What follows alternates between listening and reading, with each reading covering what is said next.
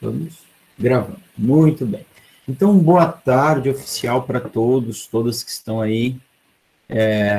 E como eu estava dizendo anteriormente, nós vamos dar início hoje, retomando um pedacinho da aula da semana passada, que é um conceito chamado de curva de aquecimento.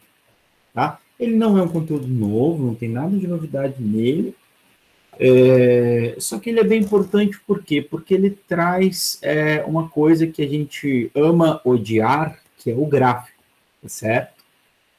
E aí, como o tema da nossa aula, hoje é o nosso encontro 4, já entrando na fase 2, é diagrama de fase. Quem olhou lá o plano, né, que a gente monta para a fase 4, viu lá, diagrama de fase.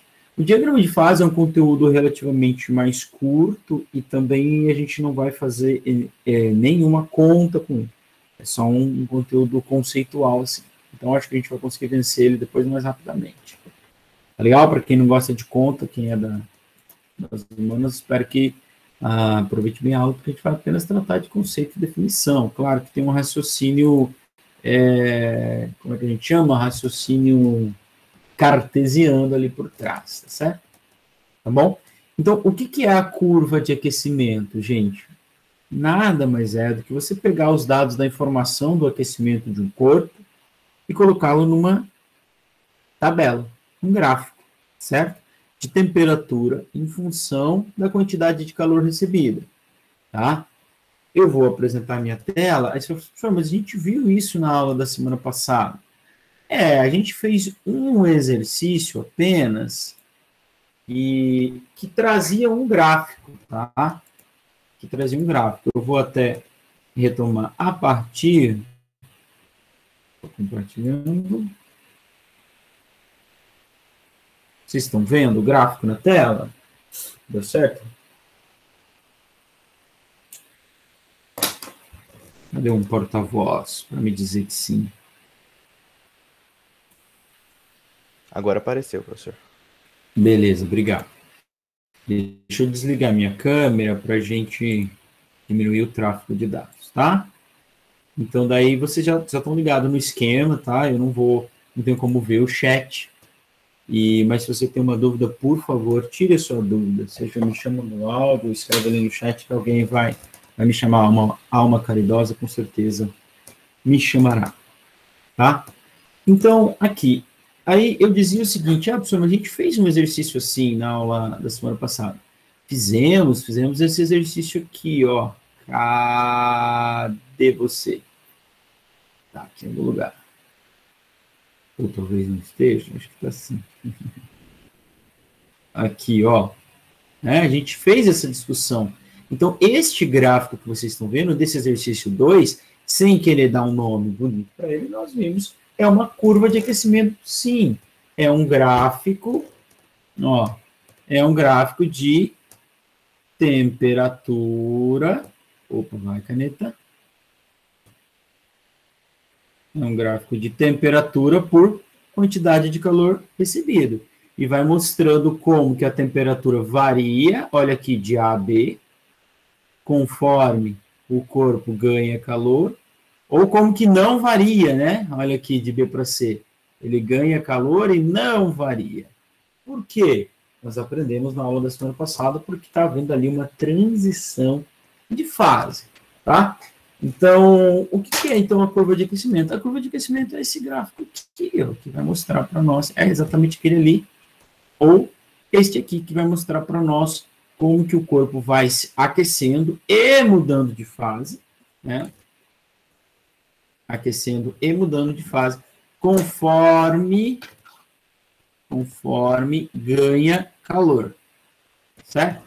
Então, aqui a gente tem o que eu chamo de a curva completa, porque eu tenho os 3 estados da matéria. Professor, mas não são só 3, tem o estado de Einstein, tem o plasma e tal, verdade. Mas, em geral, a gente trabalha, né, com esses 3 estados da matéria aqui. Tem o sólido, líquido, gasoso, tem a transição de sólido para líquido e tem a transição de sólido para gasoso. Então, tem a curva completa do corpo, né? Nem sempre eu vou ter ela completa no exercício, tá bom? Então, olha, de novo, vamos chamar a atenção para o fato de que quando eu tenho aqui, então, a absorção de calor sem gerar aquecimento, está havendo mudança de fase, e esta temperatura é a temperatura da mudança. Lembra que a mudança de fase vai acontecer em temperaturas bem definidas, em temperaturas específicas. E aqui eu tenho também uma mudança de fase, porque o corpo está absorvendo certa quantidade de calor, mas não sai dessa temperatura aqui, ó. Então, essa temperatura aqui é uma temperatura de transição de fase, ou de mudança de fase. Então, o que a gente vai ter de novidade? Que a gente vai ter que extrair as informações, em vez de extraí-las de um enunciado, a gente vai extrair de um gráfico, tá bom? Então, você tem aqui uma outra forma de representar. Então, o que a gente costuma errar nesse tipo de exercício, quando a gente vai fazer a conta? Que, se eu vou estudar, por exemplo, a fase líquida, cadê a fase líquida desse corpo? Ó, aqui eu tenho a curva completa, né? Então, aqui, com certeza, é sólido, aqui, com certeza, é líquido, e aqui, com certeza, é gás. Certo? Se eu vou estudar a fase líquida, quanto de calor ele ganhou durante a fase líquida? É só esta quantidade aqui, ó. Tá bom? Não é tudo que ele ganhou até agora, porque a fase líquida começa aqui. Então, eu tenho que estudar e eu ver quanto de calor ele ganhou nesse processo. Se eu for estudar a fusão, eu vou, então, estudar aqui. Cadê a fusão? A fusão está aqui. Então, eu tenho que ver quanto de calor que ele ganhou nesta parte aqui. Tá bom? A gente já vai aplicar isso na prática, vocês vão ver e entender o que eu estou falando, tenho certeza. Bom, da mesma forma que eu tenho a curva de aquecimento, quando o corpo vai aumentando sua temperatura, eu posso ter a curva de resfriamento, que não é tão comum, mas ela existe sim. Então, nós vamos partir de cara para a resolução desse exercício, que é o 6, olha só, não se perca, tá? Não faça como São Paulo, então não perca, tá? Ó, exercício 6 do encontro 3, o encontro da semana passada. Faça como Corinthians e não perca, tá bom? Não se perca. Tá? Então, estamos começando lá, retomando a aula da semana passada. Então, vamos resolver esse exercício 6. Então, vocês vão perceber que eu tenho aqui um gráfico. Ó, Universidade Federal, a Universidade de Fortaleza, capital do Ceará, Unifor, que vai me dar o gráfico, a curva de aquecimento de um corpo, tá? Perdoe a resolução da figura. Então, eu tenho aqui calor em calorias. Vamos, caneta. Aqui. Calor em calorias por temperatura aqui em θ, tá? Tá bem ruim a resolução, eu admito. Mas está ali a temperatura em θ. Bom, vamos ver o que diz o enunciado. O gráfico representa a temperatura de um corpo, de uma amostra de 100 gramas de um determinado metal, inicialmente na fase sólida, em função da quantidade de calor. Por que é importante ele dizer para mim que está inicialmente sólido? Porque ele não me deu a curva completa, tá bom? Ele não me deu a curva completa. Então, eu não teria como saber se essa primeira fase aqui, ó, essa primeira parte do gráfico, se é sólido ou se é líquido. Pode ser sólido, pode ser líquido. Eu não tenho a curva completa, eu só tenho 3 partes dela ali. Tá? Então, eu sei que é sólido porque ele disse aqui no enunciado. Se aqui é sólido, então aqui é o líquido, e aqui entre os dois está acontecendo o quê? A fusão. Tá? Fusão. F de fu. Fus. Beleza? Tá bom? Então, o que ele pede? Pode-se afirmar que o calor latente de fusão desse metal em calorias por grama é. Eu tenho que saber quem é o L de fusão. Eu estou perguntando sobre calor latente. Então, é óbvio que eu vou usar o quê? O que, moleza. E quem eu quero? Ah, professor, quer o quesão, não é? Não, não é o quesão. Eu não quero a quantidade de calor latente que ele ganhou ou perdeu, que ele trocou. Não, eu quero o calor latente de fusão. Então, o que eu quero é o meu L. e não Qzão. Beleza? Bom, se eu quero L, eu vou precisar do Qzão e eu vou precisar da massa. A massa está aqui no enunciado. E da onde que eu vou tirar o Qzão? Do meu gráfico. Certo? Beleza? Então, tá vendo a diferença? Curva de aquecimento, eu tenho informações dadas no gráfico. Bom, lembrei que eu estava discutindo agora há pouco com vocês, falando assim, olha, tem que olhar, se você vai estudar a fusão, você tem que ver quanto de calor que ele ganhou durante a fusão. Então, veja, eu tenho duas amostras aqui, dois dados.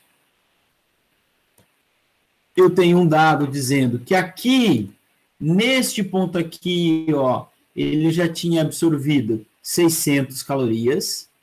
E nesse ponto aqui, ele tinha absorvido 1.200. Que pontos são esses? É o ponto que marca o início e o fim de quem?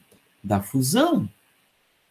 Então, antes de você pegar o 1.200 e jogar na equação, pensa bem. Se eu quero fusão, eu quero saber quanto de calor ele trocou, qual é o Qzão que ele trocou durante a fusão. Não é 1.200. 1.200 é o total que ele absorveu. Ele já vinha absorvendo calor desde este ponto aqui e continuou absorvendo calor. Continuou absorvendo calor. Tá certo? Agora, pensa comigo, rapidinho. Quando ele começou a fusão, quanto que ele tinha? 600. Quando ele terminou a fusão, quanto ele tinha absorvido já? 1.200. Pergunta boba. Quanto que ele absorveu durante a fusão? 600. Percebe? Então, eu tenho que fazer a diferença entre esses dois números para que eu encontre apenas a quantidade de calor que ele absorveu durante a fusão. Porque eu estou estudando a fusão. Porque eu quero calor latente de fusão. Cada parte do gráfico tu tem que fazer isso. Tá? Tu tem que estudar cada parte separada. Fusão, o aquecimento da parte sólida, o aquecimento da parte líquida, o aquecimento de outras partes que tiver no gráfico. Beleza, gente?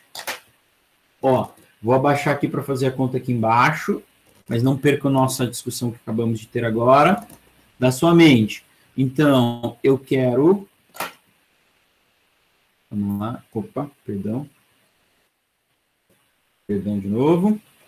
Então, eu quero L, eu vou precisar do M, que eu já tenho, e vou precisar também do Qzão. Beleza? O M está lá no gráfico, o M é 100 gramas, e o Qzão que ele ganhou só durante a fusão é 1.200 menos 600. Vou fazer questão de colocar aqui essa conta, para a gente não esquecer dessa parte importante. Então, esse Qzão que ele ganhou durante a fusão é 600 calorias. Beleza?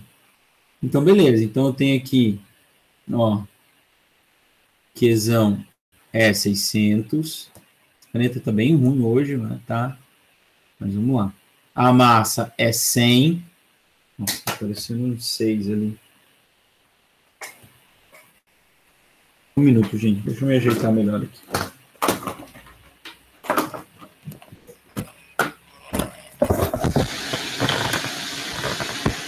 Então, a massa é 100 e o L é quem eu quero. Tá bom? Então, eu vou isolar o L, vou passar o 100 dividindo, tranquilo. Vai ficar, então, ó, 600 dividido por 100 é igual ao L da fusão, LF, certo?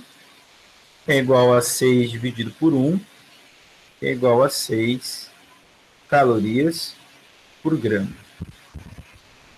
Beleza? Tranquilo?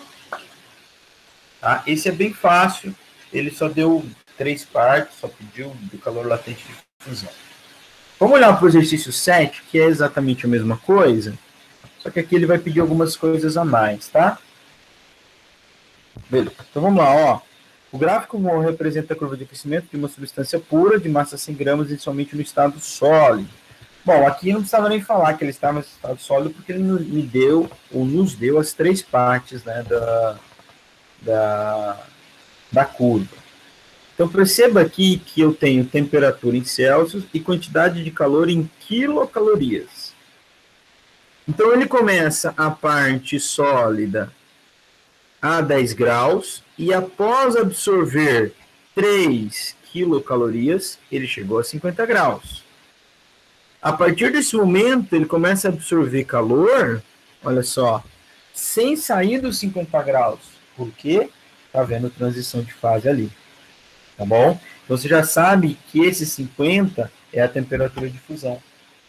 E este 150 é a temperatura de ebulição. Por quê? Quando ele atinge o 150, ele continua absorvendo calor sem mudar o seu estado físico. Beleza? Então, ó, as perguntas que são feitas ali. Qual é a temperatura de fusão? É 50.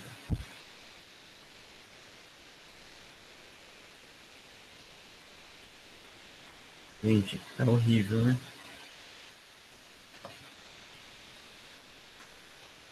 E tá sem...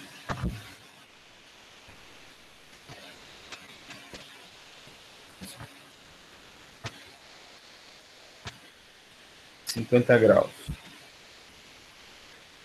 A temperatura de ebulição é 150. Vou fazer maior aqui. Tá? Calor latente de fusão. Então, é igual que a gente acabou de fazer. Eu vou calcular quanto que ele recebeu durante a fusão. Ó, onde é que está a fusão? Está aqui. Quanto que ele ganhou durante a fusão? Ele começou a fusão, ele já tinha absorvido 3 quilocalorias. E quando ele terminou,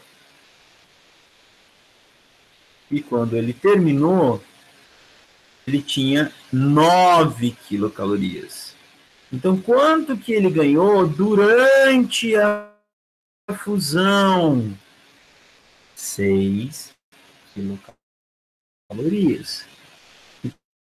Então, se eu quero calcular o calor latente de fusão, eu vou usar o quimacete. Aliás, perdão, vou usar o quimolesa, né? Ó, letra C. Durante a fusão, presta atenção, é 6 quilocalorias ou 6.000. Olha a unidade do gráfico. O gráfico vai sempre trazer a unidade de medida. Tá bom? Qual é a massa do corpo? 100. Então, quanto é o L de fusão? Passo 100 dividindo, parecido com o que a gente acabou de fazer, né? Vai ficar L dividido... L é igual a 6.000 dividido por 100. Tá? Então, isso vai dar 60 calorias por grama. Bom, esse é o calor latente de difusão do corpo. Tá legal? Professor, letra D, calcule o calor latente de vaporização. Tu vais fazer a mesma coisa. Só que tu tem que calcular quanto de calor ele ganhou durante a vaporização. Não foi 15, não foi 24. Ele começa a vaporização com 15. Termina com 24. Quanto que ele ganhou só durante a vaporização? 9.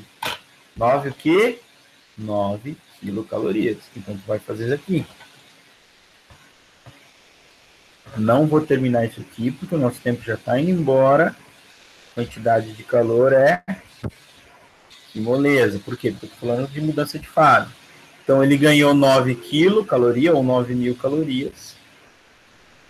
A massa dele é 100.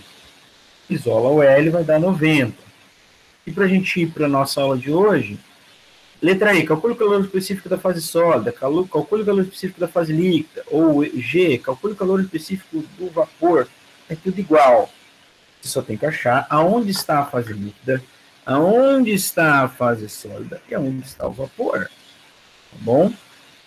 Então, vou fazer rapidinho a letra E. a sólida. Se eu estou falando de calor específico, gente, é que macete. Tá? Eu não estou falando de transição de fase. Então, a massa do corpo, eu sei, é 100. Quanto de calor ele ganhou na fase sólida? E quanto variou a sua temperatura? Se eu obtiver esses dois resultados, esses dois dados, eu obtenho o calor específico. E calor e temperatura são justamente os dados que são apresentados pela curva de aquecimento. Olha aqui, a fase sólida. Só aqui no cantinho, ó, só aqui no cantinho. Ó, só aqui. Fase sólida. Ele começa com 10 graus, ganha 3.000 e vai para 50. Então, quanto de calor ele ganhou? 3 quilocalorias ou 3.000.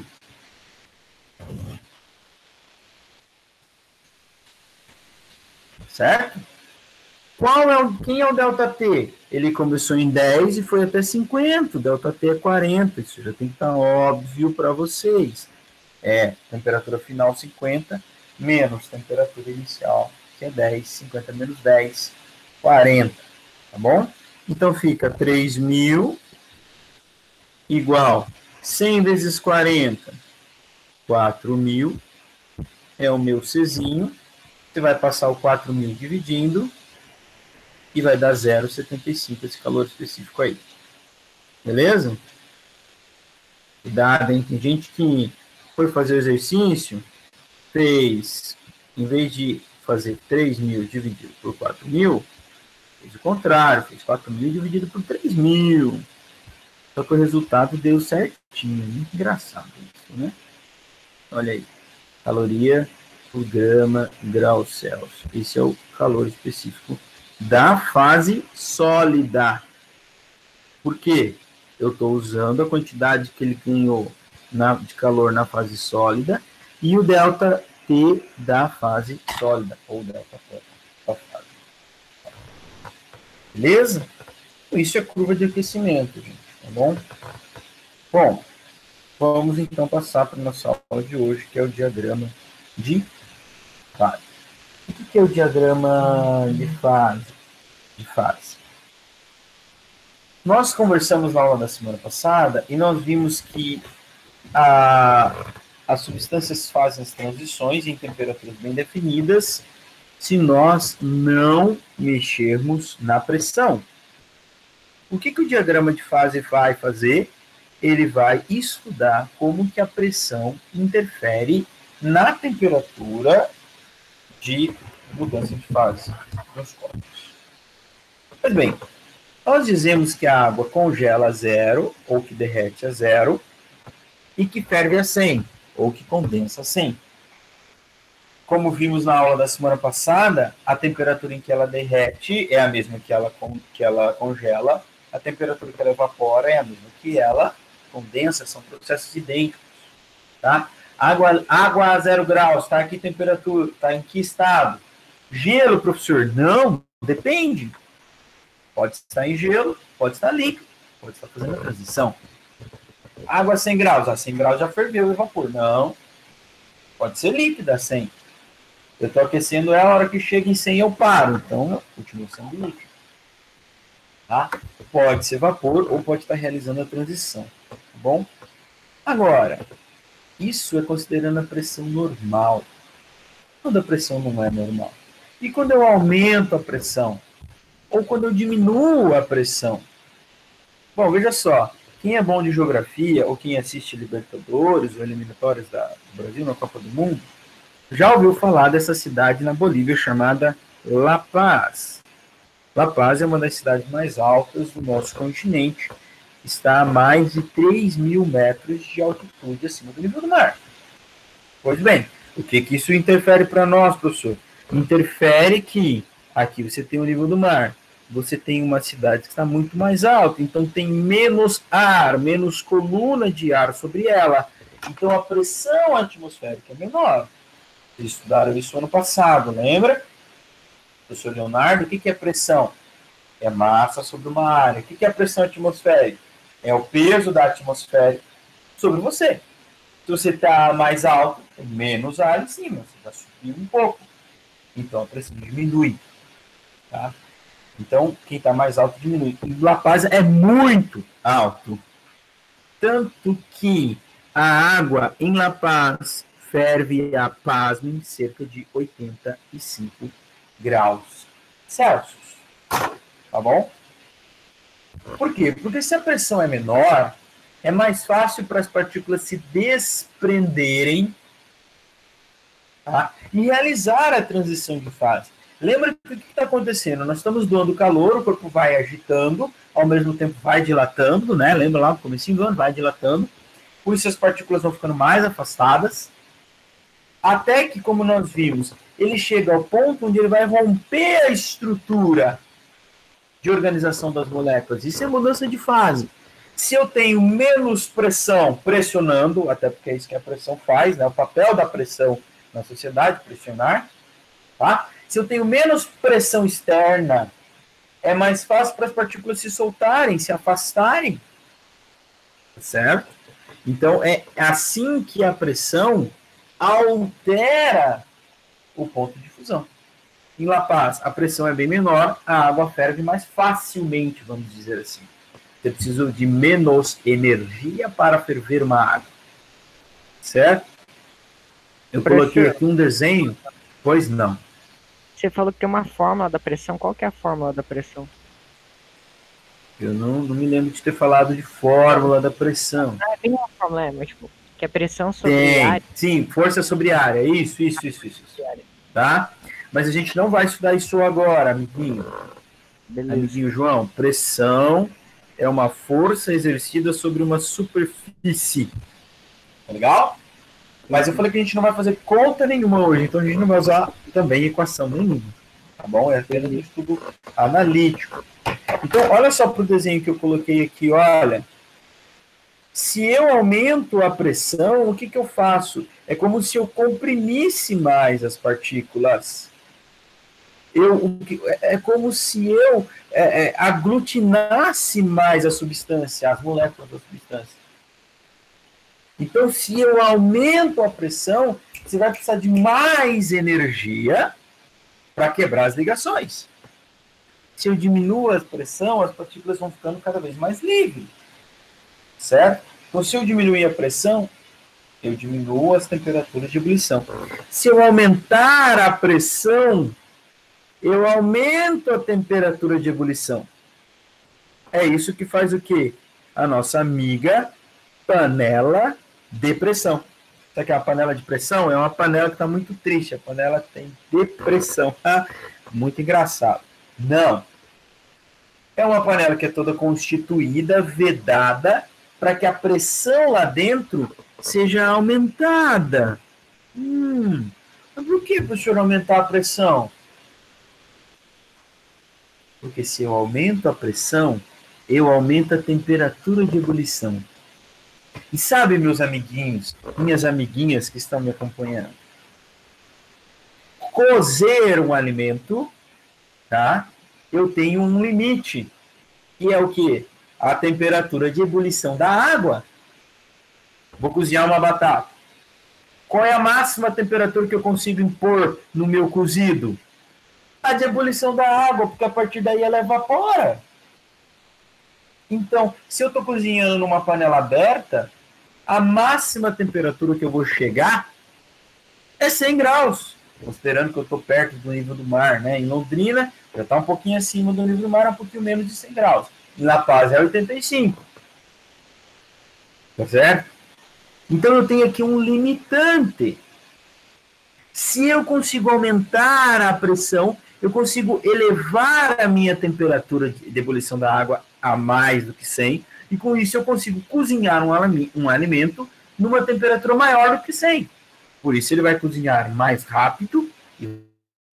Bom, eu estava mostrando o desenho para vocês e tentando explicar como que a pressão interfere na mudança de estado. Tá? Então, ou seja, veja, vou retomar. Se eu tenho uma pressão externa pressionando, a tendência é que as partículas fiquem mais aglutinadas. E mudar estado físico é quebrar a ligação entre as moléculas, certo? Então, quanto maior a pressão, é mais difícil mudar o estado físico.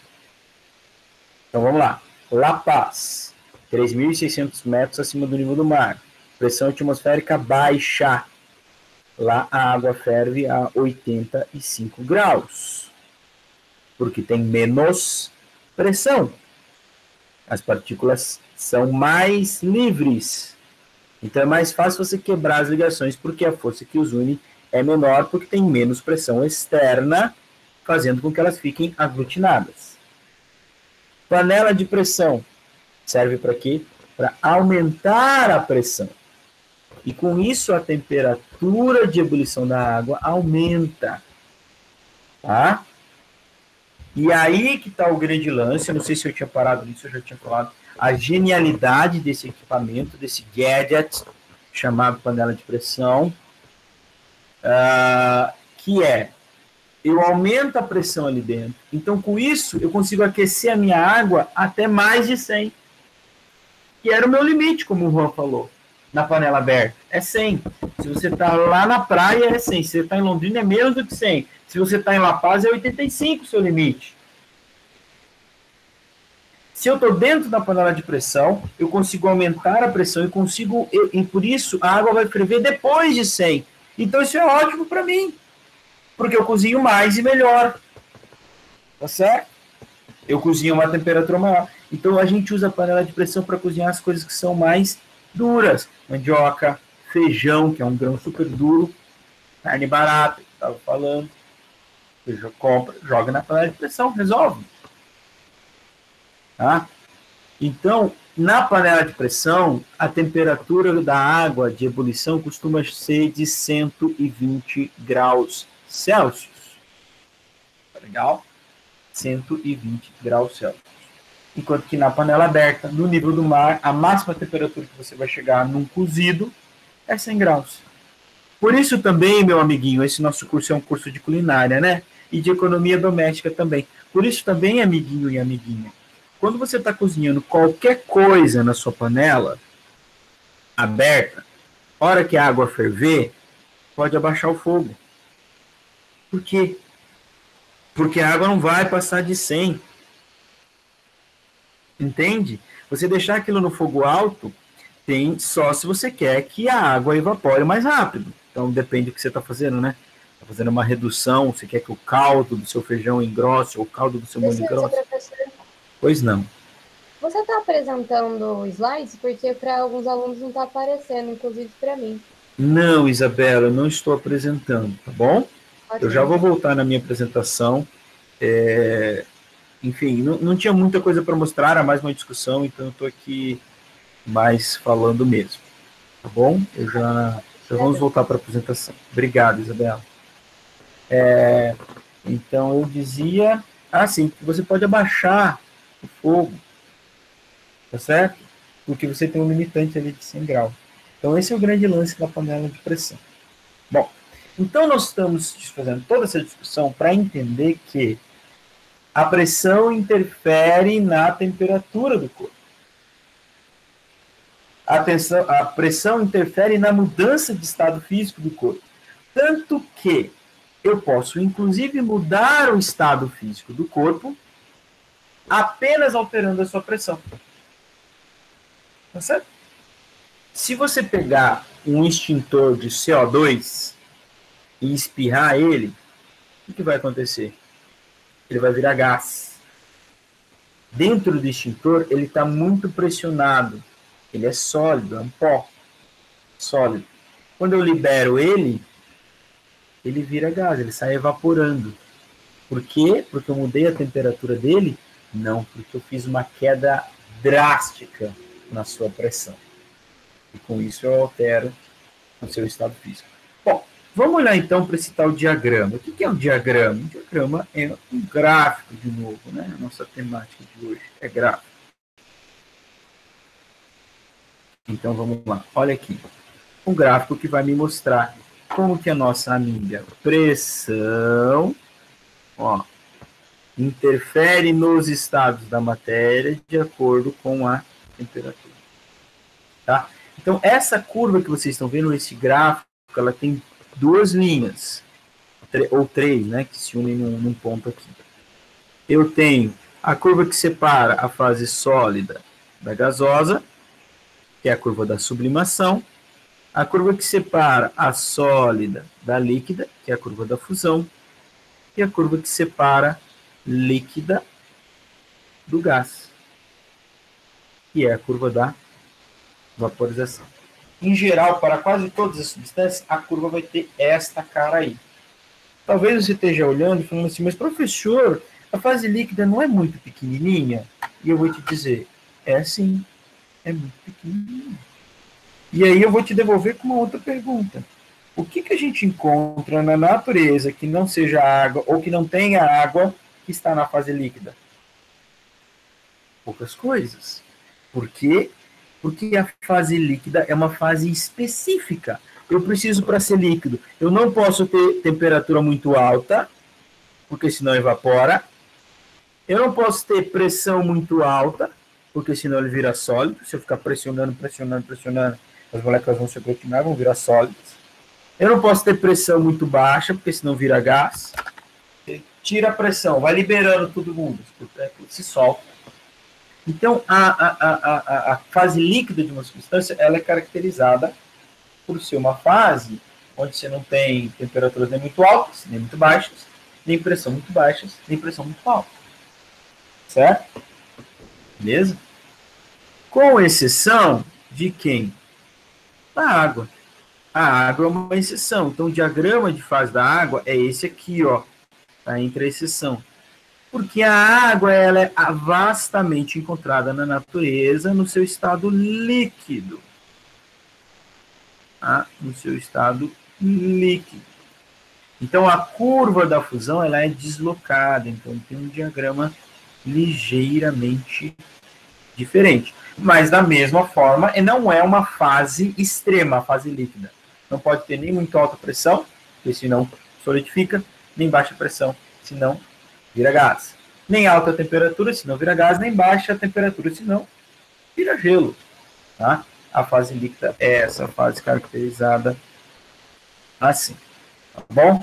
Então, veja só, esse exemplo que eu estou dando aqui, ó, nesse primeiro gráfico, que eu não sei se é da direita ou da esquerda, porque eu sou disléxico. Esse gráfico aqui que eu estou sublinhando em vermelho. Olha o que está acontecendo do ponto 1 para o ponto 2. Eu estou realizando uma mudança de fase, sem mudar temperatura. Então, aqui, ó, eu tenho a mesma temperatura aqui, ó, T1. Eu só estou me movendo na vertical, então eu não movi na horizontal, eu não alterei temperatura. Se eu passo do ponto 1 para o ponto 2, eu fiz o quê? Eu passei de sólido para líquido. E aqui é gás. Sempre assim, sólido, líquido, gás. Ou, se eu estava no ponto 2 e vim para o ponto 1, eu posso passar de líquido para sólido apenas diminuindo pressão. Se eu tenho algo líquido, pode falar. Alguém ia perguntar? Professor, Pois não, Betânia. o senhor pode explicar esse negócio do diagrama de novo? Que eu não entendi. Posso, vamos lá. Então, veja. Aqui nós temos dois diagramas, tá? Vou tentar apagar esses rabiscos. Então, por exemplo, vamos olhar esse nosso diagrama aqui à esquerda, tá? Ó, esse aqui é da maioria das substâncias. Ele tem três curvas que vão separar os três estados. Este primeiro estado aqui vai ser o sólido. Aqui embaixo eu tenho gás e aqui eu tenho líquido. Tá? Então, o que é um estado sólido? É um estado caracterizado por ter ou baixa temperatura, ó, tá vendo? Temperaturas menores, ou alta pressão. O que é um gás? Baixa pressão, ó, a região que ele está aqui. De baixa pressão ou de alta temperatura. E o líquido vai ficar na média. Eu não posso nem aumentar muito a temperatura, nem diminuir muito a temperatura, nem aumentar muito a pressão, nem diminuir muito a pressão. Tá? Então, é um gráfico que vai mostrando as regiões até onde o corpo pode ir, que define o seu estado da matéria. Nas exceções, uma delas é a água, esta curva da fusão, que separa líquido de sólido, ela é deslocada. Então, eu tenho uma fase líquida maior. Por isso que eu acho muita água líquida na natureza. Tá?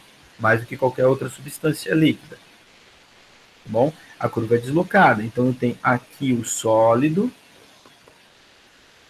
e aqui o gás, da mesma forma. Tá bom? Então, o lance que eu estava tentando explicar aqui, nessa figura, é que eu posso fazer uma transição de fase alterando apenas a pressão. Tá? Por exemplo, vamos pegar esse exercício 1 aqui, butânio e demais, e vamos definir um ponto B aqui. Tá vendo onde está o B? Aqui é gás, tá certo? Como é que o senhor sabe que é gás, professor? Porque todas as diagramas de fase têm a mesma cara. Sólido, líquido, que pode ser maior ou menor, se for uma curva de uma substância que é exceção, ou, por exemplo, água, e gás aqui embaixo. Então, o ponto B está em que estado físico? Gás. É o que pergunta aqui, por exemplo, é o exercício. Né? Então, o que é o B? O B é gás. O que é o A? O A é sólido. Está na fase sólida. E o C, sólido tem acento, líquido também é líquido. Tá? Agora, pense comigo aqui. Eu tenho uma certa substância que ele está a uma dada temperatura. Eu vou chamar de TB. Ele está a uma certa pressão. Eu vou chamar de PB. Certo? Agora eu vou mudar a cor da minha caneta. Eu vou manter a mesma temperatura TB, ó. Certo? Só que eu vou começar a aumentar a pressão. Então, o que vai acontecer com esse corpo? Ó, se eu ir aumentando a pressão, ele vai realizar o quê? Condensação. Ele pode passar por um estado líquido. Porque se eu for aumentando a pressão, ele vai subindo, e vai realizar a transição de fase aqui para um estado líquido. E se eu ainda continuar aumentando indefinidamente a minha pressão, ele vai virar sólido. Tá? E do sólido ele não passa porque não tem nenhum outro estado mais aglutinado que o estado sólido. Certo? Então, essa aqui é a chave da nossa aula. Esse desenho aqui. Eu posso alterar a temperatura de ebulição, de fusão, beleza, posso. Mas eu posso também alterar a fase, mudar a fase de um corpo sem mexer na temperatura. Se você conseguir entender isso aqui, você venceu a aula de hoje. Você é um vencedor. Tá? Por quê? É só você pensar. O que é mudar o estado? Então, vamos voltar. Eu tinha uma amostra aqui no ponto B. Ela era bem livre. Por quê?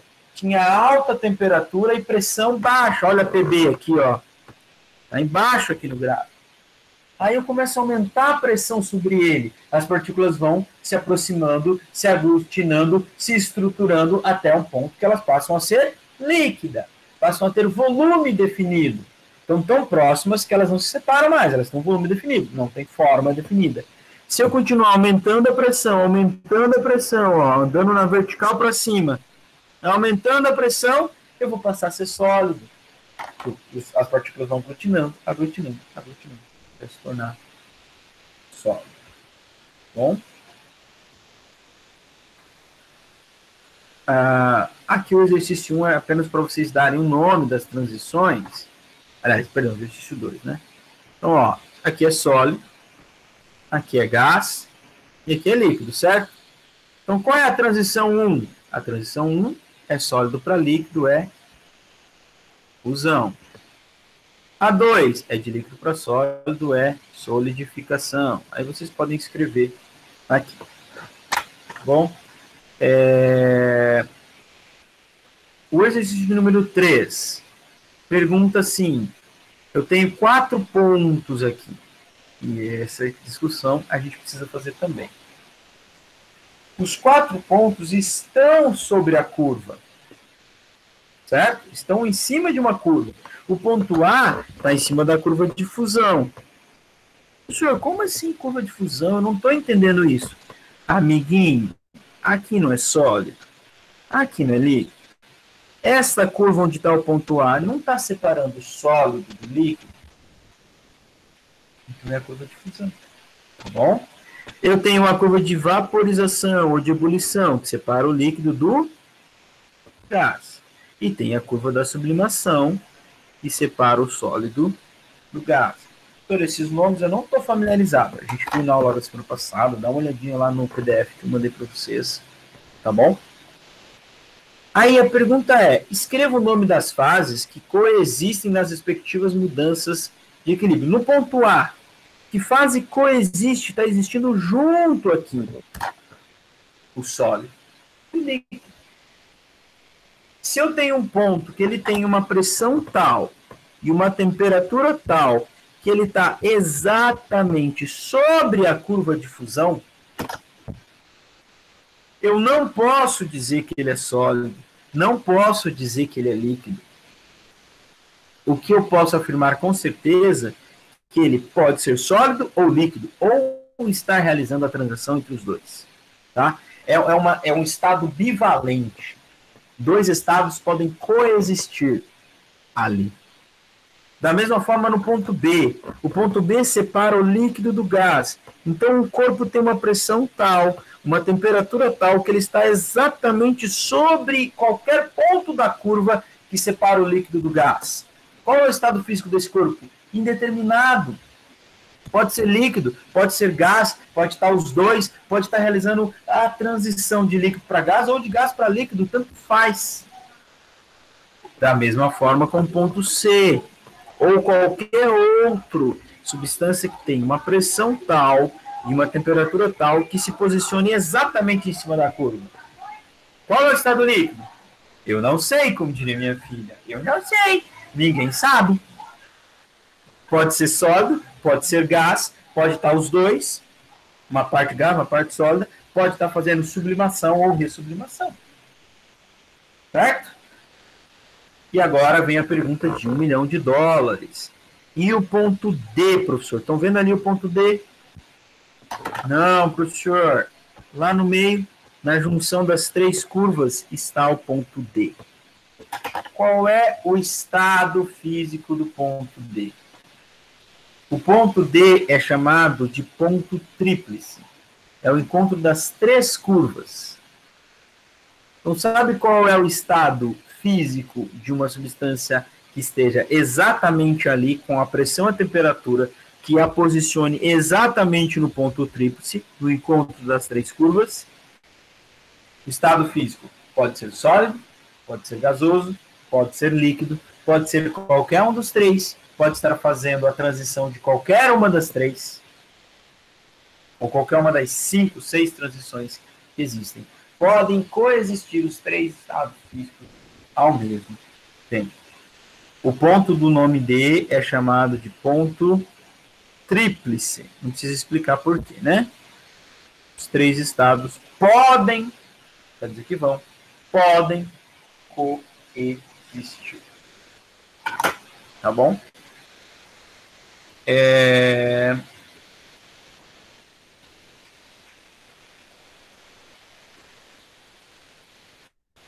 Aqui eu tenho um exercício da Federal do Espírito Santo que traz um diagrama de fase real, que é o diagrama de fase do CO2. Certo? Então, veja, eu tenho a pressão dada em atms e a temperatura em graus Celsius. Eu quero que você pense comigo, qual é o estado físico de uma massa de dióxido de carbono? Eu preciso encerrar minha aula, né? Uma massa de dióxido de carbono, tá? Que esteja a uma temperatura de menos 30 graus e uma pressão de 10 atm. É para isso que serve a curva, gente. ó. Onde é que está o menos 30? No meio entre o menos 40 e o menos 10. Então, quem está com menos 30 graus Celsius, qualquer CO2 que estiver, vai estar sobre essa linha vertical. Se ele está com uma pressão de 10, ele está sobre essa linha horizontal. Então, quem tem menos 30 e 10 atm vai estar localizado aqui. Qual é o estado físico dessa massa? Pergunto eu. Quem sabe? Todo mundo, né? Líquida. Olha a região que ela está. Beleza? O que eu posso fazer, para encerrar, o que eu posso fazer para que essa massa vire gás? Eu tenho duas opções. Posso aumentar a temperatura, ela pode virar gás, ela vai atravessar a curva aqui, ó. Ou eu posso diminuir pressão, ela também vira gás. Certo? Diminuir pressão. O que eu posso fazer com essa massa que está a menos 30 e 10 de CO2 para que ela vire sólida? Bom, sólida ela tem que vir para cá. Aqui está o sólido. Eu posso duas coisas fazer. Eu posso diminuir a temperatura, ele vira sólido. Ou aumentar muito a pressão. Tá? Uma hora ele vai superar essa curva aqui, ó, que segue acima aí. Certo? Esta é a função dessa nossa amiga chamada curva de... curva de aquecimento não, curva de aquecimento era outra. Diagrama de fase. Tá legal? Então, este ponto tríplice, ele vai definir, ó, a existência da sublimação. O que é sublimação? Sublimação é passar direto de sólido para gás, não é? É. Então, até o ponto tríplice não existe estado líquido. Certo? Então, a sublimação acontece para pressões menores que a pressão do ponto tríplice. E para temperaturas menores que a temperatura do ponto tríplice. E aqui a gente fecha com chave de ouro, porque lembra que eu falei do extintor do dióxido de carbono? Aqui o dióxido de carbono. Por que ele sublima, o dióxido de carbono sublima, quando eu tiro ele de extintor e jogo ele para a atmosfera? Porque eu estou trabalhando com 1 atm na atmosfera. Onde é que está 1 atm? Está aqui embaixo. Se aqui é 5, aqui é 1 atm. Como é que ele pode ser líquido se ele está lá numa pressão bem abaixo da pressão do ponto tríplice? Você nunca vai encontrar dióxido de carbono líquido na natureza. Ele sempre vai fazer a sublimação. Por quê? Porque a pressão do ponto tríplice dele é muito maior do que a pressão da atmosfera do ambiente. Tá certo? Então, aqui abaixo disso só pode existir sublimação. Não existe estado líquido abaixo da temperatura do ponto tríplice. Certo, meus queridos? Eu sinto muito pelo nosso tempo, que é pouquíssimo, e ainda mais com a nossa queda da aula. Mas eu preciso encerrar aqui porque eu sei que vocês têm aula de inglês 3 daqui a pouco. Então, peço encarecidamente, se vocês tiverem alguma dúvida para desenvolver as atividades, vocês me escrevam, me mandem áudio lá no... me mande áudio pelo Instagram, pelo Messenger do Facebook também dá, né? Dá para mandar áudio, lá fica mais fácil para a gente conversar. Ou então, quinta-feira, às 11 da manhã, a gente pode fazer um atendimento especial, se vocês quiserem, precisarem, eu mando, é só me mandar uma mensagem. Tá bom? Mais uma vez, um abraço, desculpa aí pela instabilidade da internet. Eu já vou encerrando aqui, porque vocês têm aula daqui a pouco. Tá? Um abraço para todos e até a próxima.